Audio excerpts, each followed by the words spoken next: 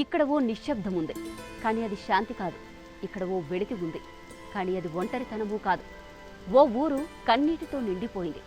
మృత్యువు తన చీలిక చేతులతో ఓ పట్టణాన్ని హత్తుకున్నప్పుడు శబ్దం లేదు, మాటలు లేవు.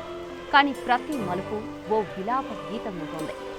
ఎంత చేసినా, ఎంత దూరంగా ఉన్నా ఆ వేదన మన గుండెల్లోకి చేరుకుంటుంది. ఆఫ్రికా ఖండంలో ఒక చిన్న పట్టణం ఉంది. అది నైజీరియాలోని మోక్వా. అక్కడ జరిగినదే ఈ విషాద కథ కన్నీరు తెప్పిస్తోంది. మోక్వా ప్రాంతం కొద్ది రోజులుగా ఒక భారీ విషాదం మధ్యలో మునిగిపోయి ఉంది. ప్రాణాలతో నిండిన నగరాలు ఇప్పుడు శ్మశానాలను తలపిస్తున్నాయి. సాధారణంగా రైతులు, వ్యాపారులు, ప్రజలు నిత్యం రద్దీగా సంచరించే ప్రాంతం అది. పంటలు అమ్ముకోవడానికి రైతులు గుంపులు గుంపులుగా అక్కడికి వచ్చేవారు. ఆ ఊరు ఇప్పుడు బుక్కిరి బిక్కిరవుతోంది. శవాల మట్టి వాసన, ఏడుపుల ఆర్తనాదాలు, అంతేకాదు విరహ వేదనతో తల్లులు, భార్యలు, చిన్నారులు ఎవరి కోసం ఎదురు చూస్తున్నారో వాళ్లకే తెలియని దుస్థితి. ఒకే ఒక్క రోజులో కుండపోత వర్షాలొచ్చాయి. కొద్ది గంటల వ్యవధిలోనే బురద, నీరు, ధ్వంసం ఇవన్నీ కలగలిపి మోక్వా పట్టణాన్ని మింగేశాయి. జనాలు ఊహించని విధంగా ఒక్కసారిగా వచ్చిన వరద గంటల వ్యవధిలోనే ఊరు మొత్తం ముంచెత్తింది. ఎంతో మంది ప్రాణాలను హరించివేసింది. ఇప్పటి వరకు కనుగొన్న మృతదేహాల సంఖ్య 700.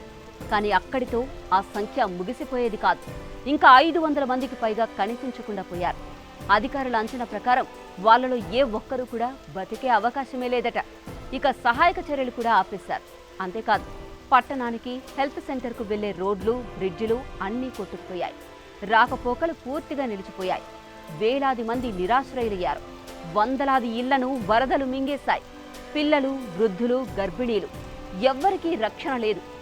ఇలా ఒక జల ప్రళయం ఒక పట్టణాన్ని ఇలా మింగేయడం చూస్తే మనం మన దేశంలో ఎదుర్కొంటున్న ముప్పులపై మరోసారి ఆలోచించుకోవాల్సిన సమయం ఇది. వాతావరణ మార్పులు, ప్రకృతి ఆగ్రహం ఇవన్నీ మన దృష్టికి తెస్తున్న సంకేతాలే. ఇవి ఎక్కడెక్కడో జరుగుతున్నాయని నిర్లక్ష్యం చేస్తే రేపు మన దగ్గరికే రావచ్చు.